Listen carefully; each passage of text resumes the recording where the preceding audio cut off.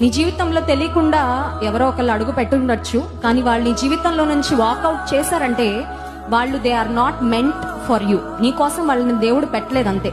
ఎందుకంటే నీ కోసం దేవుడు పెట్టుంటే వాళ్ళు నీతోనే ఉంటారు. If they walked out of your life, ఒకటే అర్థం చేసుకోవాలి, నీకు అన్నెసెసరీ పీపుల్ ని దేవుడు, నీకు తలనొప్పని ఆయనకి భవిష్యత్తు తెలుసు కాబట్టి వాళ్ళని ఆయన రిమూవ్ చేసేసాడు.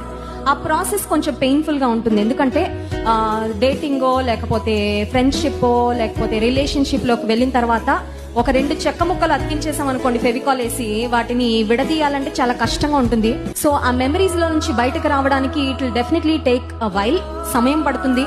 నిద్ర లేని రాత్రులు ఉండొచ్చు, కన్నీళ్లు ఉండొచ్చు, మోసగించబడ్డాను అనే బాధ, నా ప్రేమను స్వీకరించలేదు, రిజెక్ట్ చేశారనే బాధ, ఈ పెయిన్ అంతా చాలా డీప్ గా ఉన్నప్పటికీ ఒకటి గుర్తుంచుకోవాలి, అప్పటికప్పుడు మనకి సొల్యూషన్ దేవుడు ఇవ్వడు, కానీ మన ఫ్యూచర్ కొరకు ఏది బెస్ట్ సొల్యూషన్ అది దేవుడు ఇస్తాడు.